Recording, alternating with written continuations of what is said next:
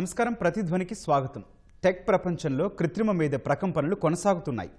నిన్న వరకు మనకు సాయం చేసిన అదే ఏఐ ఇవాళ మన సీట్లు అవకాశాలను ఆక్రమించేందుకు సిద్ధమవుతోందా?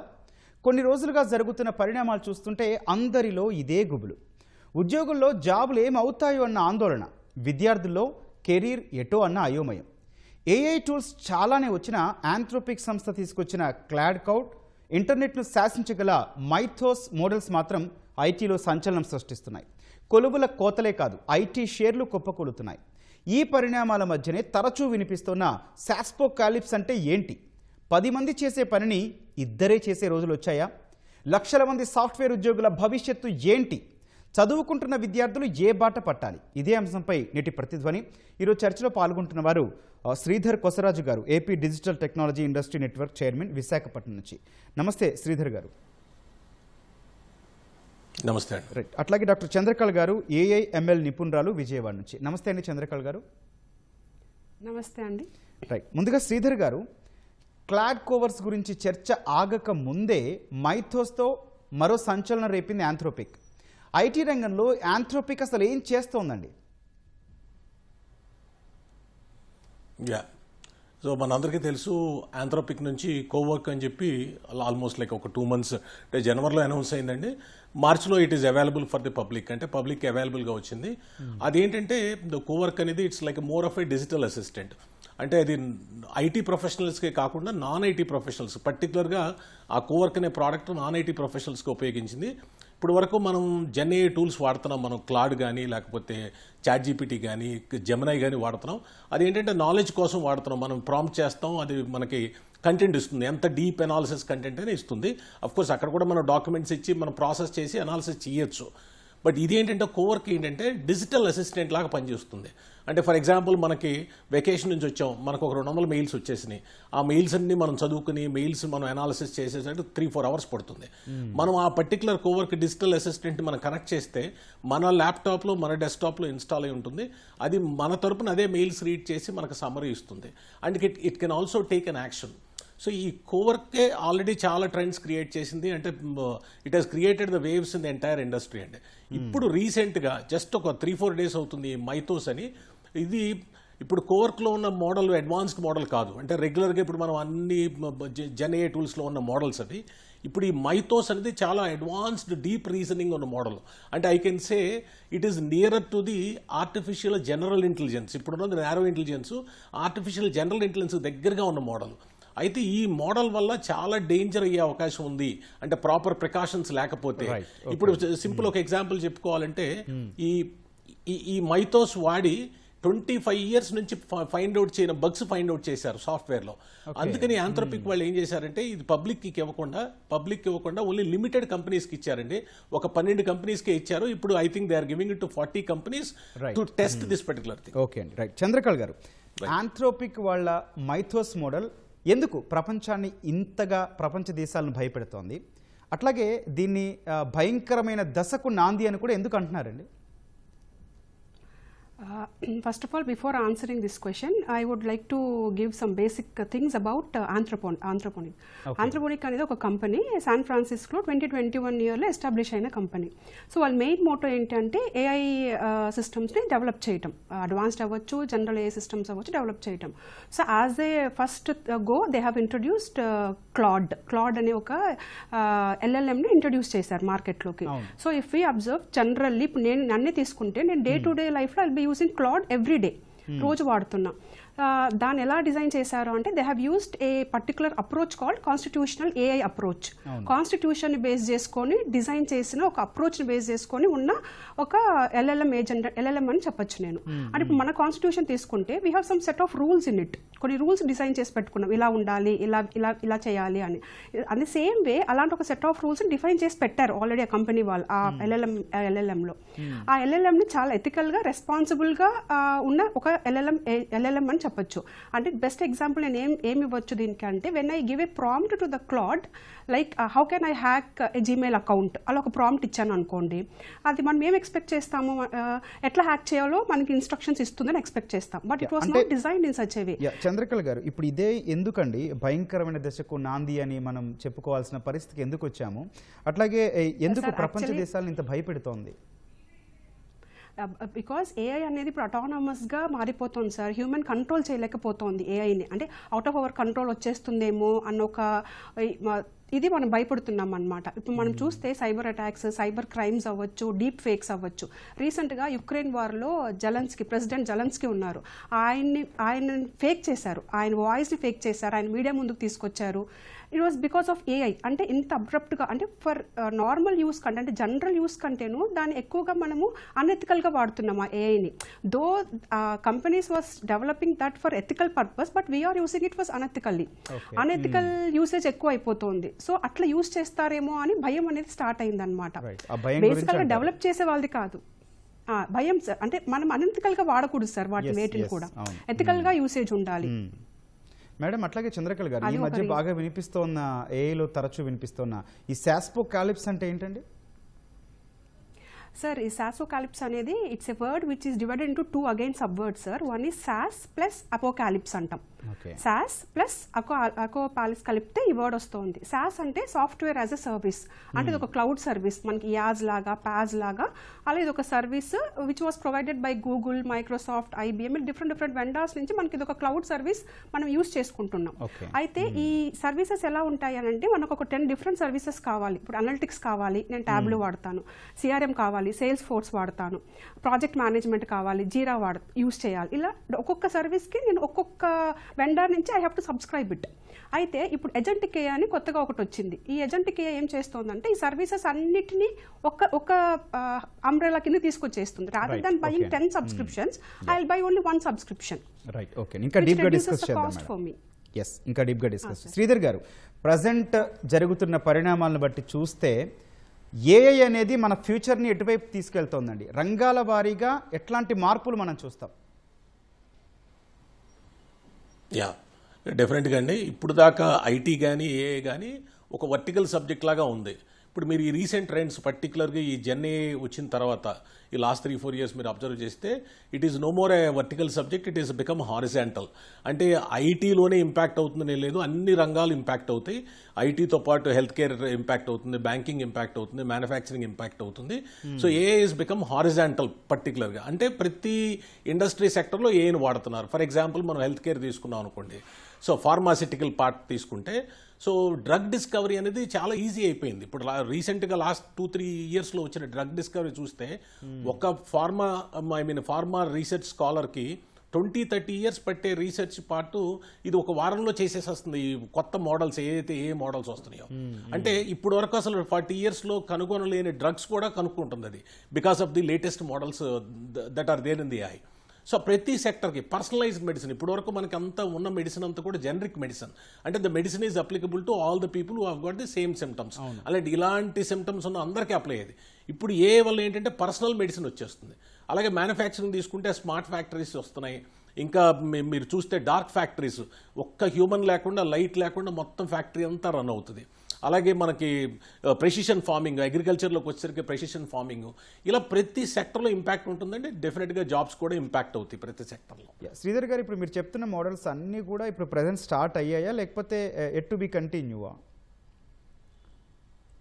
నో, ఆల్రెడీ ఉన్న మోడల్స్. ఇప్పుడు మీరు క్లాడ్లో కానీ ఏ జెన్ఐ చూసుకున్నా, జెమినై కానీ, క్లాడ్ కానీ, ఓపెన్ఐ కానీ, ఈ మోడల్స్ ఉన్నాయి. పర్టికులర్గా వచ్చిన మైథోస్ ఏదైతే రీసెంట్గా లాంచ్ చేశారో అది చాలా అడ్వాన్స్డ్ మోడల్ అండి. అంటే ఉన్న మోడల్స్ కంటే చాలా advanced model.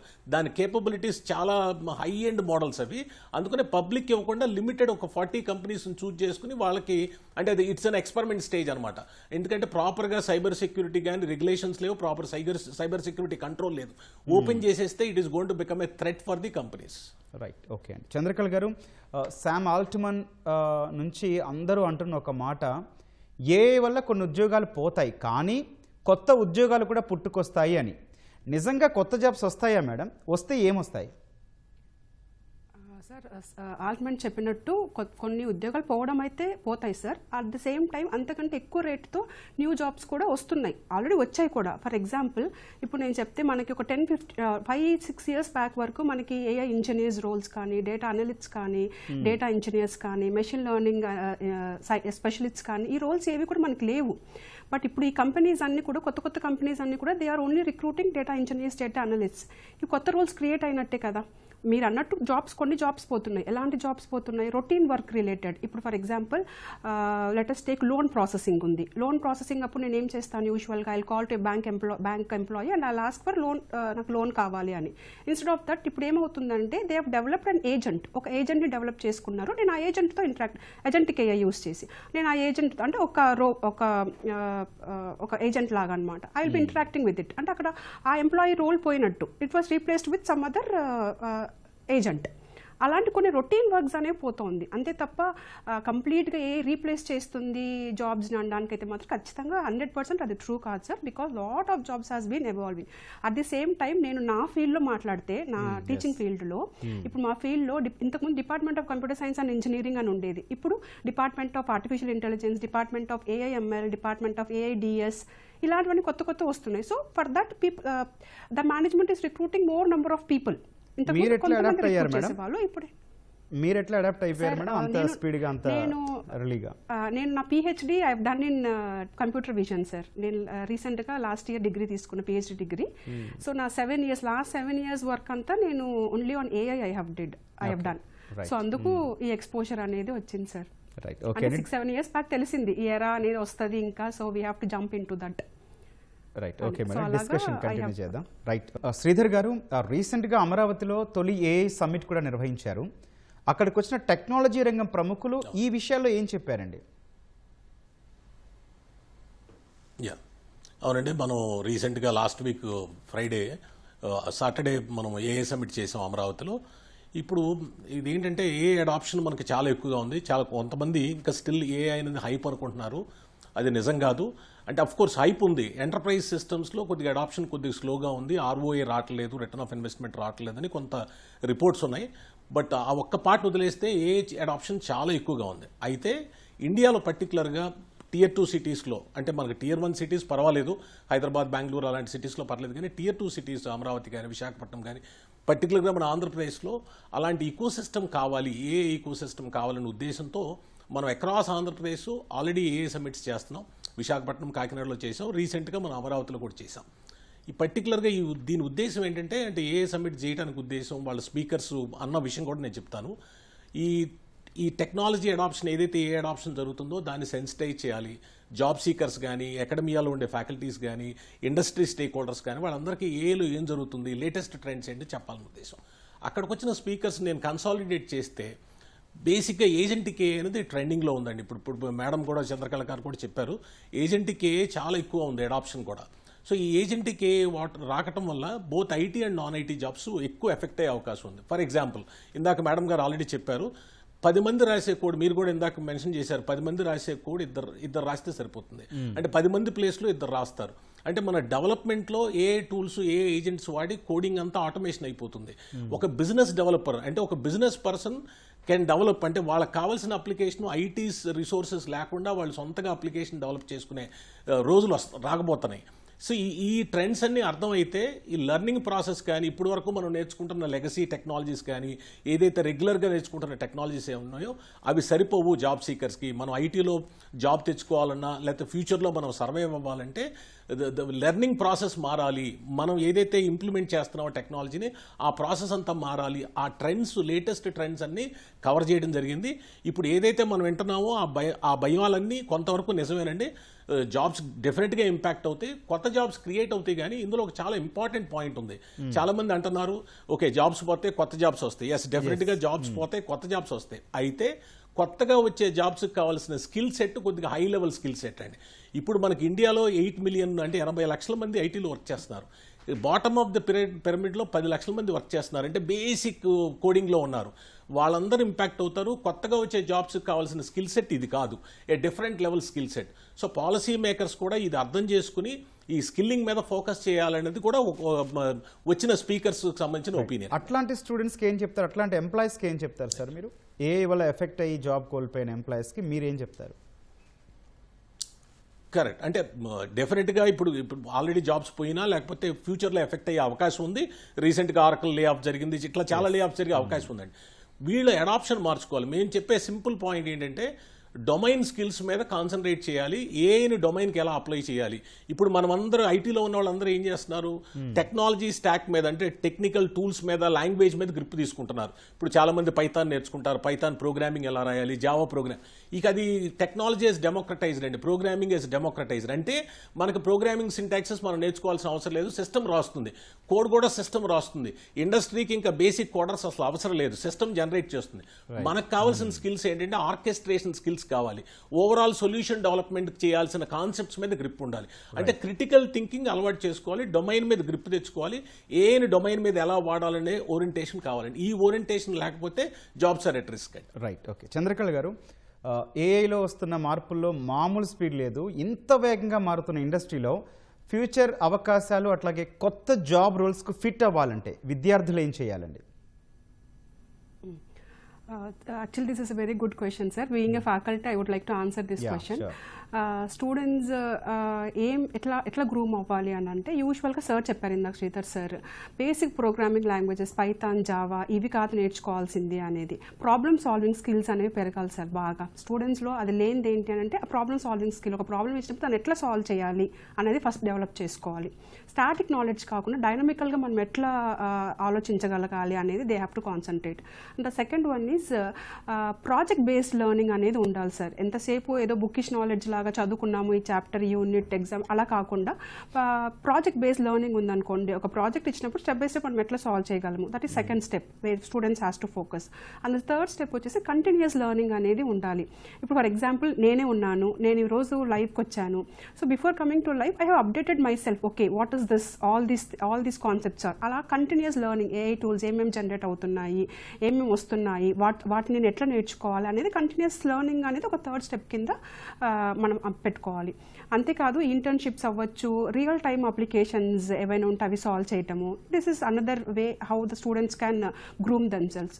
Not only technical skills, technical skills మాత్రమే కాదు, ద అదర్ పార్ట్ కమ్యూనికేషన్ అవ్వచ్చు, క్రిటికల్ థింకింగ్ అవ్వచ్చు, ప్రాక్టికల్ ఎబిలిటీ అవ్వచ్చు, ఆల్ దీస్ థింగ్స్ స్టూడెంట్స్ అనేది కాన్సన్ట్రేట్ చేయాలి. ఇంతకుముందు అంతా ఒక పద్ధతిలో వెళ్ళేవాళ్ళు, ఇది నేర్చుకుంటే చాలు ఒక జాబ్ వస్తుంది అని. ఇప్పుడు అలా కాదు, inter disciplinary, they have to go for inter disciplinary approaches to learn the things. Right, okay. Sridhar గారు, ఏఐ ద్వారా ఈ ఆవిష్కరణ చేయొచ్చు, ఇది చేయకూడదు అనే నియంత్రణ ఏదైనా ఉందా అండి ప్రస్తుతం?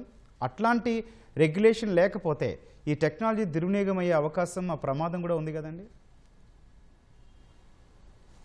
గ్యారంటీగా అండి, ఇది చాలా ఇంపార్టెంట్ పాయింట్, సెక్యూరిటీ కన్సర్న్. చూస్తే మీరు వరల్డ్ మొత్తం మీద ఇంత ఫాస్ట్గా అడాప్ట్ చేసుకుంటున్నారు, దీన్ని మిస్యూజ్ చేసే అవకాశాలు కూడా ఎక్కువ ఉన్నాయి. ఆల్రెడీ మనకు అలాంటి ఉదంతాలు చాలా ఉన్నాయి. డీప్ ఫేక్, ఇందాక మేడం అన్నట్టు డీప్ ఫేక్ చాలా ఎగ్జాంపుల్స్ ఉన్నాయి. పొలిటికల్ లీడర్స్ని డీప్ ఫేక్ చేయటం, కంపెనీలో సీఈఓస్ని డీప్ ఫేక్ చేయటం, అది చిన్న ఎగ్జాంపుల్, అందరికీ అర్థమవుతుంది కాబట్టి అది మాట్లాడుతున్నాం. సైబర్ ఫ్రాడ్ ఇవన్నీ చాలా ఎక్కువ జరుగుతున్నాయి. అయితే దీనికి సంబంధించి రెగ్యులేషన్స్ కానీ యాక్ట్స్ కానీ స్ట్రాంగ్గా పర్టికులర్గా ఇండియాలో లేవు. అంటే ఇప్పుడు యూరోపియన్ యూనియన్ జనరల్గా ఇలాంటి వాటిలో చాలా ఎహెడ్ ఉంటుంది. EU దగ్గర, యుఎస్లో కూడా మంచి యాక్ట్స్ ఉన్నాయి. వాటిని ఇన్స్పైర్ చేసుకుని మనకు తగ్గట్టుగా మనకు కస్టమైజ్ చేసేటట్టు, అంటే మన ఇండియన్ ఎన్విరాన్మెంట్కి సూట్ అయ్యేటట్టుగా మనకి యాక్ట్స్ తేవాల్సిన అవసరం ఉంది. ఇది చాలా అర్జెంటుగా, అంటే నెక్స్ట్ 6 monthsలో మనం తెచ్చుకోవాల్సిన అవసరం ఉంది, లేదంటే ఎక్స్ప్లాయిట్ చేసే అవకాశం ఉంది. ఇప్పుడు పర్టికులర్గా మన వాళ్ళ డిస్కషన్ మైతోస్ చూస్తే ఈ రీజన్ ఏంటి, మైతోస్ని 40 కంపెనీలకే ఎందుకు ఇచ్చారు, ఓపెన్గా ఎందుకు ఇవ్వలేదు? ఇప్పుడు మిగతా క్లాడ్ రూల్స్ అన్ని, క్లాడ్ ఏపీఐ అంతా ఓపెన్గానే ఉంది బేస్డ్ ఆన్ సమ్ ప్రైసింగ్ మోడల్స్తో. ఇది ఓపెన్ చేయలేదు, ఎందుకంటే ఇది ఆర్టిఫిషియల్ జనరల్ ఇంటెలిజెన్స్కి దగ్గరగా ఉంది, అంటే చాలా హై అండ్ డీప్ రీజనింగ్ ఉంది. దీన్ని మిస్యూజ్ చేసి సైబర్ థ్రెట్స్, సైబర్ అటాక్స్ చేసే అవకాశం ఉంది. దీన్ని ఎంత పాజిటివ్గా వాడచ్చో అంతే నెగిటివ్గా వాడచ్చు. ఇప్పుడు ఫర్ ఎగ్జాంపుల్ నేను ఇందాక చెప్పాను, ఈ మైతోస్ వాడి లాస్ట్ 25 yearsలో కనుగొనలేని, ఫైండ్ అవుట్ చేయలేని బగ్ని ఫైండ్ అవుట్ చేశారు కొన్ని టూల్స్లో. ఇప్పుడు అదే దాన్ని రివర్స్లో వాడి మనం కొత్తగా బగ్స్ క్రియేట్ చేసి సైబర్ అటాక్స్ చేసే అవకాశం చాలా ఎక్కువగా ఉంది. సో దీన్ని నియంత్రించాలంటే కంపల్సరీగా రెగ్యులేషన్, స్ట్రాంగ్ రెగ్యులేషన్ ఉండాలండి. ప్రస్తుతానికైతే ఇండియాలో అలాంటి రెగ్యులేషన్ లేదు. రైట్, ఓకే అండి. చంద్రకళ గారు, చివరిగా ఒక ముఖ్యమైన పాయింట్ మాట్లాడదాం. ఇప్పుడు ఈ ఏఏ కావచ్చు, ఇప్పుడు వస్తున్న ఆ మైథోస్, ఆంథ్రోపిక్ వల్ల కాటు, వీటి వల్ల ఉద్యోగాలు కోల్పోతున్న వాళ్ళు తెలుగు స్టేట్స్ నుంచి ఎంతమంది ఉన్నారు? ఉద్యోగం కోల్పోతున్న వాళ్ళు అసలు ఏం చెప్తున్నారు? వాళ్ళ కంపెనీ కావచ్చు, ఆర్గనైజేషన్ కావచ్చు, వాళ్ళకి ఏదైనా సపోర్ట్ ఇస్తుందా? వాళ్ళు ఏం చెప్తున్నారు? ఫస్ట్ ఆఫ్ ఆల్, ఉద్యోగాలు కోల్పోవటం అనేది అయితే నేను మ్యాక్సిమం దీన్ని ఖండిస్తాను సార్. ఉద్యోగాలు అంటే వెన్ వీఆర్ గోయింగ్ ఎథికల్లీ మనమే ఉద్యోగాలు కొంటే మనం బాగా అడ్వాన్స్డ్ లెర్నింగ్ ఉండి మన దగ్గర మైథాస్ పక్కన పెడితే ఇన్ జనరల్గా ఒక స్టూడెంట్ కానీ ఒక ఉద్యోగి కానీ వాళ్ళ డొమైన్ నాలెడ్జ్ గెయిన్ చేసుకుంటూ ఎప్పటికప్పుడు అప్డేట్ చేసుకుంటూ ఉంటే possibly we won't lose our job అనేది లూజ్ అవ్వడం అనేది 100% లూజ్ అవ్వదని చెప్పను కానీ, లూజ్ అవుతానని చెప్పను కానీ, దేర్ ఆర్ సమ్ కేసెస్ అంతే. ఎప్పుడు మనం చెప్తాము అని అంటే when we have adaptability to the ఎన్విరాన్మెంట్కి మనం అడాప్ట్ అవుతూ పోవాలి, చేంజ్ అవుతూ ఉండాలి, నేర్చుకుంటూ ఉండాలి. అట్లా నేర్చుకునేందుకున్న ఆఫ్లైన్ కావచ్చు, ఆన్లైన్ అవకాశాలు, ఆ మార్గాలు ఏంటి మేడం? ఎవరైనా నేర్చుకోవాలి? సార్, ఆన్లైన్ చూసుకుంటే చాలా ప్లాట్ఫామ్స్ ఉన్నాయి సార్. ఫర్ ఎగ్జాంపుల్ కోర్సెరా అవ్వచ్చు, యుడిమి అవ్వచ్చు, ఎన్పిటెల్ అవ్వచ్చు, ఇవన్నీ national level platforms or international level platforms అని కూడా చెప్పొచ్చు. వీటిల్లో ఏంటంటే ఒక 1000-2000 రూపీస్కి మనకి బేసిక్ ఫండమెంటల్స్ ఇచ్చేస్తున్నారు వాళ్ళు. స్టూడెంట్ లెవెల్ అవ్వచ్చు, లేకపోతే జాబ్స్ చేసే వాళ్ళు అవ్వచ్చు. దానికి ఎన్రోల్ అయ్యి ఒక 3-4 months ఆర్ 6 months కోర్సెస్ ఉన్నాయి. అవి ఆన్లైన్ ద్వారా తీసుకోవచ్చు. ఇప్పుడు మనము ఆఫ్లైన్ ద్వారా అనుకుంటే ఇప్పుడు చాలా ఎన్ఐటీస్, ఐఐటీస్, అంటే నేను టీచింగ్ ఫీల్డ్ మాట్లాడితే చాలా ఎన్ఐటీస్, ఐఐటీస్, ట్రిపుల్ అన్నీ కూడా 365 days కూడా వాళ్ళు కొన్ని వర్క్షాప్స్ కండక్ట్ చేస్తూ, ఎఫ్డిపిస్ కండక్ట్ చేస్తూ, they are giving lot of exposure on AI to the faculty as well as the student. So ఆఫ్లైన్లోనూ ఉన్నాయి, ఆన్లైన్లోనూ ఉన్నాయి మనకి చాలా రిసోర్సెస్. యూట్యూబ్ ఉంది. So we have plenty of web resources as well to learn the things. So అట్లా నేర్చుకునే వాళ్ళ సక్సెస్ రేట్ ఏంటి మేడం? ఎట్లా ఉంది సార్? ఇప్పుడు నేనే ఉన్నాను సార్. నేను కొత్త డొమైన్కి అడాప్ట్ అవ్వాలి అని అనుకుంటున్నాను. ఫర్ ఎగ్జాంపుల్ రిమోట్ సెన్సింగ్కి నేను వెళ్దాము అని అనుకుంటున్నాను. ఐ ఆల్రెడీ రిజిస్టర్డ్ ఇన్ యుడిమీలో నేను రిజిస్టర్ అయ్యాను. ఐ ఆల్రెడీ ఒక హాఫ్ వే వచ్చేసాను. సో ఇప్పుడు ఏంటంటే I can do post doc. నేను ఇప్పుడు పోస్ట్ డాక్ అప్లై చేద్దాం అనుకున్నా. పోస్ట్ డాక్లో ఇట్ విల్ హెల్ప్ మీ. అంటే మనం అడాప్ట్ అయ్యే కొద్దే సార్, మనం ఈ స్కిల్ నేర్చుకున్నాము అంటే దానికి అప్రోప్రియేట్ జాబ్ ఫెసిలిటీస్ ఉంటాయి మన దగ్గర. ఏదో ఒక ఆపర్చునిటీ వస్తుంది. కష్టపడాలి, ఏదో నేర్చుకున్నామా కాదు. రైట్ అండి. ఓకే, రైట్ అండి. ధన్యవాదాలండి శ్రీధర్ కొసరాజు గారు, డాక్టర్ చంద్రకళ గారు చర్చలో పాల్గొన్నందుకు. థ్యాంక్ యూ అండి. ఇది నేటి ప్రతిధ్వని. నమస్కారం.